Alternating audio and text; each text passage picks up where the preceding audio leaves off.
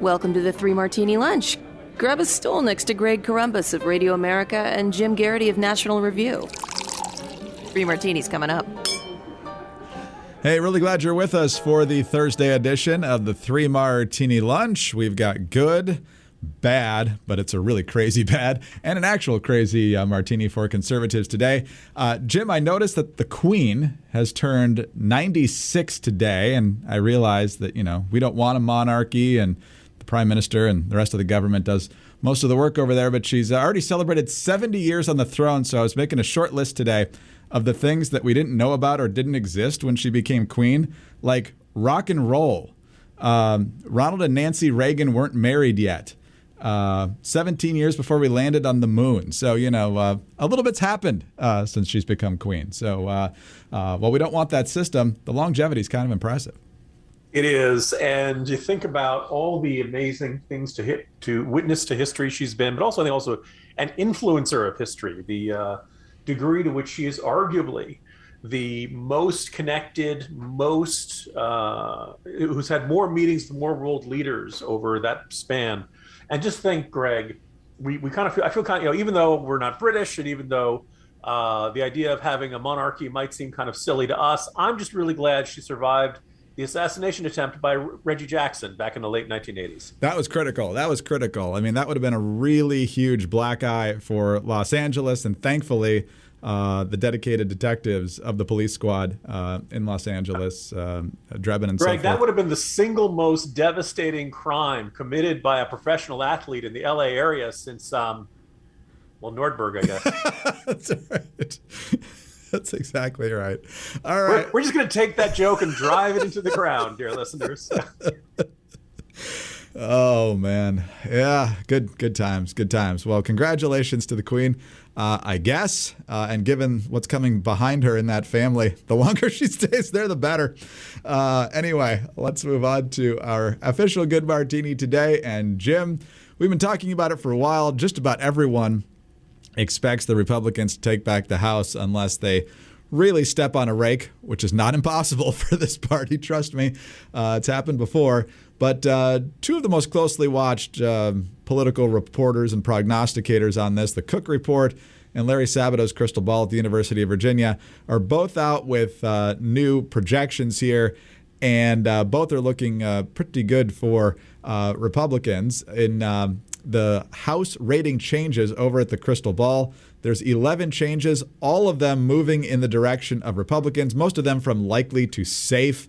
Then there are some Democratic ones. There's one in Nevada that went from leans Democrat to toss-up, and then likely Democrat to lean Democrat in New York. So based on those 11 ratings, I'm not sure how many will change hands. Over the Cook Report, though, they say there are 27 Democratic-held seats in toss-up or worse versus just 12 GOP-held seats in toss-up or worse. And this disparity is certain to widen, they say, once Florida and New Hampshire complete redistricting. So, Jim, we've talked about how all the conditions seem to be in place for a good Republican year.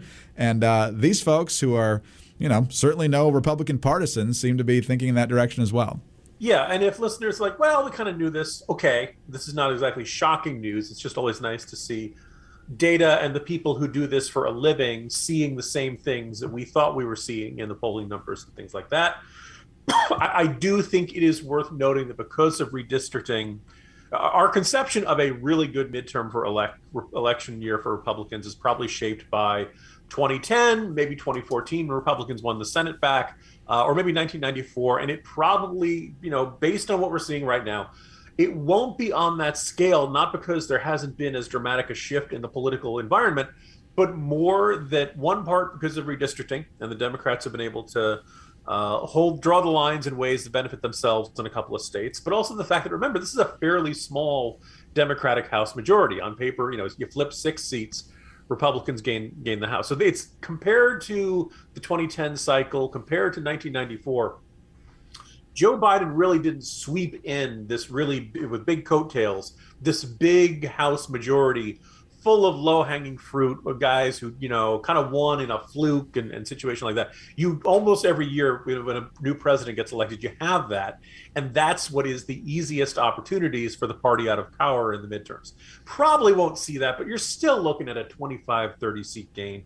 That would be a big deal. It would create a very solid House majority for Republicans. So all in all, good in what we kind of expect to see. And I also just think like the fact that it's not changing. Like we've been polling for Biden has been bad, I would argue, since Afghanistan. And months goes by, you might be like, well, okay, yeah, but Democrats have time. It can't stay this bad. Well, actually, no, it can get worse. And then you see things like they're doing like Title 42, or the idea that the Biden administration wants to go to court to make sure you still have to wear masks on airlines. The political instincts out of this administration aren't getting any better. And it's also, the other thing I think is kind of just this fascinating illustration of the mentality of the voters and their "what have you done for me lately" attitude. As much as we're frustrated by the mask, by and large, since the Omicron wave ended, the COVID-19 pandemic is over. My guess is it probably hasn't affected your life in much of a way over the last couple of weeks, and it's nice. That's one thing you got going for you. Unfortunately, because of inflation, food prices, gas prices, crime, issues at the border, all kinds of other things in your life, you don't necessarily feel all that much better than you did during the pandemic. So it's just kind of an indication that Biden administration can point to something that they'll claim is a victory. Now, as we all know, it had a lot more to do with the Omicron wave and rolling out the vaccines than any particular Biden administration policy that, quote unquote, ended the pandemic. And no, he did not shut down the virus as promised. But all in all, people are in a bad mood. It doesn't sound like the inflation is going to change anytime soon. It doesn't sound like supply chain issues are going to be completely gone away by November. This is a rough political environment, and there's really no reason to think the Democrat is going to get that much better for the Democrats, if it gets better at all.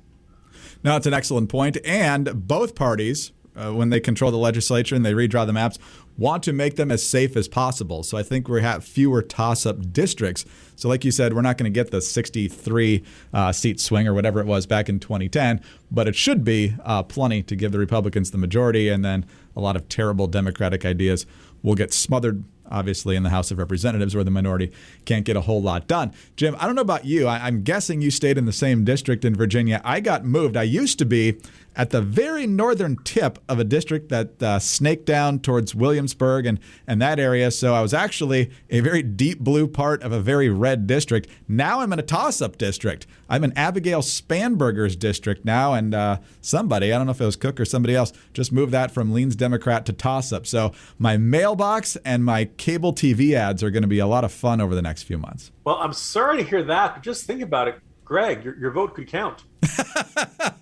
And no, I don't mean that the elections are rigged or anything like that. It's just saying, having lived in good old, beat people up Moran's district over in Alexandria for a while, and now being over here by Jerry Connolly, who lives really, I don't want to say a stone's throw from my house. Maybe Michael Vick could throw that stone far enough, but not that far from my house.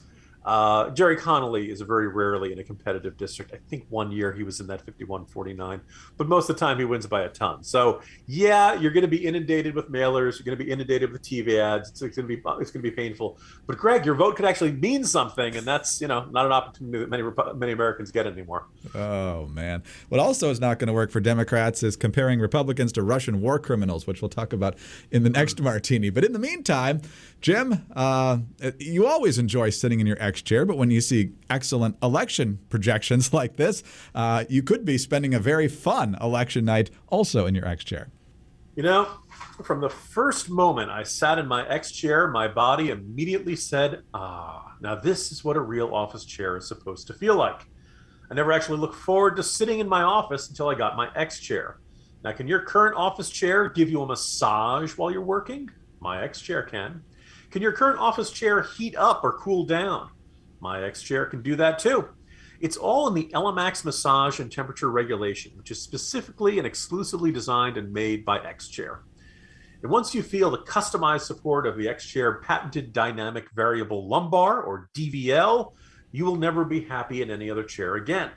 High performance, quality engineering, and extreme comfort. These are all the reasons I love my XChair. Now I can't wait to be at work, and sometimes, even if I'm not working, I just sit in my XChair just to get that feeling. Take my advice, try the XChair for yourself, risk-free for 30 days. Once you realize how much better your chair should be, you'll never go back. I promise. Go to XChairMartini.com now. That's the letter X, chair, MARTINI.com, or call 1-844-4XChair for $100 off your order. XChair has a 30-day guarantee of complete comfort, and you can finance your purchase for as little as $30 per month. XChairMartini.com. All right, Jim, as mentioned just before the ad there, the left is getting more apoplectic, perhaps because they know what is likely to come in November, or it's just what they do in trying to demonize their Republican opponents. We've talked a lot about Ron DeSantis and how the left has tried to demonize him over his legislation, which the Florida legislature also passed on not teaching, most sex ed and gender identity and all that stuff to really young elementary school students. And of course, the left is not happy with that. They also hate Glenn Youngkin. A little bit about that, a little bit more about CRT, and he doesn't want that in schools. And of course, they hate him for giving parents the option on masks. Nicole Wallace, who, remember, used to work for George W. Bush and then was a key figure in the McCain campaign. She's talking about how she believes Republicans and conservatives are dehumanizing people on these issues and compares them to some of the worst people on the planet. Here's what she said. And I worry that in covering Glenn Youngkin and his politics of parental choice, all the focus was on how well it worked. And even in our conversations about DeSantis, it's about how well they're serving him. The truth is, dehumanization as a tactic for politics is from war. Dehumanization is a tactic. It's being used right now. The Russians get their soldiers to rape children by dehumanizing them. Dehumanization as a practice is a tactic of war. Jim, she used the air quotes with parental choice as if that was not a real thing. But once you start comparing people and their political opinions to Russian soldiers raping children, you've really lost the plot. And honestly, people should stop listening to you. It's terrible when you dehumanize people, Greg, and that's why we need to think of Republicans as Russian soldiers who need to be killed. Which seems kind of dehumanizing. Yeah, I mean, the irony is you watch Russian state TV, and I guess all forms of propaganda are kind of clumsy. I hope no one thinks of our podcast as propaganda. The truth is bad enough, right? You don't need to gild the lily. You don't need to exaggerate. You don't need to try to use the most incendiary language and whip people up into a frenzy. If your case is strong enough, just lay it out and people are going to see it, right? Which is why, again, I don't really think there's any good way for Russia to justify the invasion of Ukraine. But if they'd, the fact they're drug addicted Nazis, well, call me crazy. I just don't think the Jewish president is a Nazi. It was kind of ludicrous and over the top and all that kind of stuff. And so MSNBC, if you want to say, it's kind of like we were talking about earlier in the week when, Glenn Youngkin is a tyrant over at the Washington Post. Yeah. If you want to say Glenn Youngkin is making decisions we don't agree with, fine. If you want to say we think these governors are making decisions, fine. You can go ahead and do that. Lay out why they're wrong. The more you spend time trying to convince me that they've got some sinister and malevolent agenda behind it, like that, Ron DeSantis wants Florida kids to suffer. No, I don't buy that. If you really think this legislation is going to harm kids, lay out how. Because honestly, tell them, trying to keep stuff age appropriate and not have explicit sex education from K through 3 strikes me as pretty reasonable. Got to tell you, I'm not seeing it. No one's saying don't teach the kids, the right stuff about don't touch me there and learning to not be, signs of abuse and stuff like that. Okay, fine. That's all. That's all fine with that. Nobody's saying you can't do that.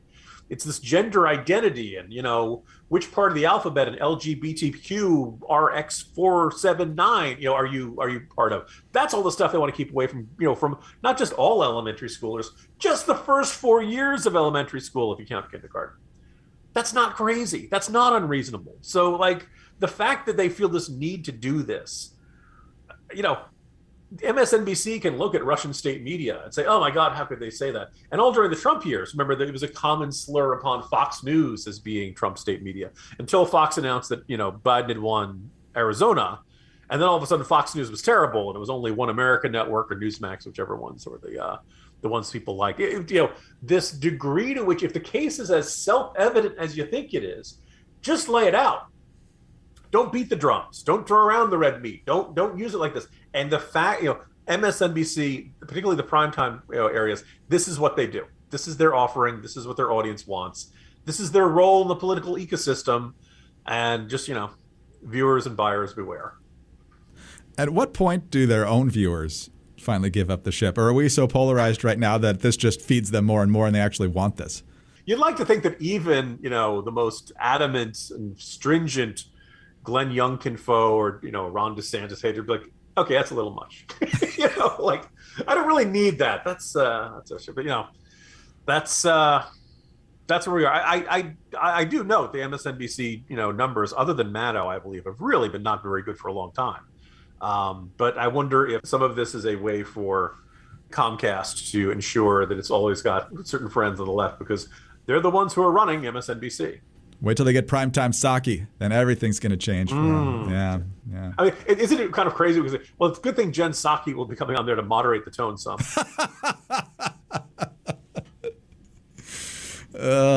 Yeah, it's turning into Twitter over there. Basically, whoever's the loudest and craziest is the one that's going to get attention. So, way to go, Nicole Wallace. And again, George W. Bush, we're grateful for a lot of things you did. That one, bad hire. You probably didn't actually make it, but still, not good. All right, on to some more good news, and that is the phenomenal deal you can still get on those MyPillow 6-piece towel sets. Love the towels. They are super big and fluffy and soft, and they get you dry. Great. They stay strong and exactly how you want them wash after wash. And the deal is phenomenal. Towels regularly $109.99, now only $39.99 a set. And listeners, you know it. The 6-piece towel set is made with cotton grown right here in the United States. Now, some of the towels might feel good, but they don't absorb very well, or maybe they absorb, but you don't like how they feel on your skin. They've got that lotiony feel. Well, every MyPillow towel is made from proprietary technology that makes them highly absorbent and soft to the touch. Every set comes with 2 bath towels, 2 hand towels, and 2 washcloths. They're available in a variety of colors and sizes. They're machine washable, and they come with a 60-day money-back guarantee and a 1-year limited warranty. For a limited time, get the MyPillow 6-piece towel set, regularly $109.99 for just $39.99 with the promo code Martini. Visit mypillow.com/martini or call 800-874-0104. You'll also find deep discounts on all MyPillow products, including the MyPillow mattress topper, MyPillow Giza Dream Sheets, and so much more. Get your 6-piece MyPillow towel set for only $39.99 today at mypillow.com/martini or call 800-874-0104. mypillow.com/martini. All right, Jim, just yesterday we talked about the possibility of Adam Kinzinger running for president in 2024, and there was a good reason that was in the Crazy Martini. Now we've got a different one. You remember a while ago when a lot of those liberal Democratic senators were trying to cozy up to Bernie Sanders, assuming he wouldn't run for president in 2020, which he obviously did. And so then people like Gillibrand and Booker kind of looked foolish. They got in anyway and they got crushed. Well, if anyone's trying to do that for the left in 2024, in case Joe Biden doesn't run again, guess what? Bernie Sanders is still not ruling out a run for president in 2024. A leaked memo to the Washington Post said that Sanders, quote, has not ruled out another run for president. The reported author of the memo is Fayez Shakir, Sanders' advisor and former 2020 campaign manager. Quote, in the event of an open 2024 Democratic presidential primary, Senator Sanders has not ruled out another run for president, so we advise you that you answer any questions about 2024 with that in mind, the memo read. So, Jim, obviously a lot of ifs there. If Biden does run, then Sanders, it seems from this memo, will not run. But he's clearly making sure that nobody thinks they can get in his lane. It's kind of like the person that sets up their lawn chair along the parade route like 7 hours before it starts on the 4th of July just to make sure I've got my spot and nobody's taking it. And Bernie Sanders would be 83 in 2024. What do you make of this? Yeah, as I described, I noted this at the end of today's Morning Jolt, and I said, Sanders would have some really stiff competition if he did choose to run. Obviously, Biden would want to either be renominated or pass the torch to Kamala Harris to get the nomination. Obviously, there'd be the GOP nominee, whoever that is, Trump, DeSantis, but also the actuarial tables. Really tough competition. And, really, when they win, they win. It's kind of final and game over. Just once, when some figure is asked, are you thinking of running for president in 2024? For some person say, no.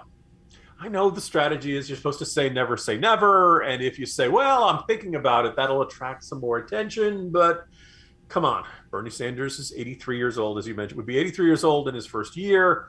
He would, as I pointed out, he'd be turning 82 right before the primaries start. Oh, by the way, remember he had a heart attack during the campaign, and everybody's just like, no big deal. Now, maybe it's because, he did seem to make a full recovery. He's always been an extraordinarily energetic and loud octogenarian. But this is kind of absurd. He is the one man in the world who, Biden could say he's too old for the job. And so, I don't think he's going to run. I think this is just, some Sanders staffer who wants to retain his visibility and prominence and importance in the debate. But no, come on, stop pulling our leg. It is definitely long since time for younger voices and fresh faces to be leading and taking a bigger role in our politics. And I think it's time to say, the only thing is that if he did get the nomination, and let's say Ron DeSantis was the Republican nominee, Greg, do you think the Florida vote would be something like 90-10? Could be, but, Bernie being an older person, he might have a kinship with a lot of voters down there, although I think a lot of them went down there for the very good tax rates, so maybe not. But, this is interesting. I'm curious as to who the memo was originally for. It was leaked to the Washington Post, but his 2020 campaign manager obviously sent this to somebody. I don't know if it was to tell potential staffers there might be another go at this, or to it was written to be leaked to the Washington Post. I'm pretty sure that's the case. Okay, that's probably true. That's good. I mean, you have to find somebody to try to sell it and send it to, but yeah, that's that was the point. Well, if Joe Biden's going to accomplish anything in this 4 years that's positive, it might be people reevaluating the proper age for a president. So after watching Biden for 4 years, I'm not sure even the Democratic base is going to be like, you know what we need? Even older. That's what we got to do. So we will find out. But I think you're right. I think this is more about publicity than actually running again, because Biden just said, or at least he reportedly told Obama this week, that he is going to run again in 2024 because he's the only person that can beat Trump. I don't know. Yeah. Good luck with all of that. But anyway, Jim, quite a list of people already mulling over 2024. We'll see how big it gets. Certainly got pretty big last time. So have a good day. See you tomorrow. See you tomorrow, Greg. Jim Garrity, National Review. I'm Greg Corombos, Radio America. Thanks so much for being with us today. Subscribe to the podcast, please, if you don't already. Tell a friend about us as well. Very grateful for your 5-star ratings and your kind reviews. Also, you can get us on your home devices. All you have to say is play 3 Martini Lunch podcast. Follow us on Twitter. Jim is at Jim Garrity. I'm at Dateline_DC. Have a great Thursday, and please join us again on Friday for the next 3 Martini Lunch. Hi everyone, Steve Hilton here. You may have seen my show The Next Revolution on Fox News, but did you know about my podcast, California Rebel Base? I live in California. I suffer, along with millions of people, the consequences of the left-wing madness that we get shoved down our throats all the time by the Democrats who've been in charge here in what is pretty much a one-party state. Well, I've started this show, California Rebel Base, to fight back, to be a platform for all the rebels who are trying to change things and turn things around. And the reason it matters to everyone, wherever you live, is because, as we know, the left-wing madness that starts in California does not end in California. It can infect the whole country. So we need to fight back. To help us do that, make sure you join us at California Rebel Base. You can follow us on Apple, Spotify, YouTube, iHeartRadio, wherever you get your podcasts. We'd love to have you part of this movement.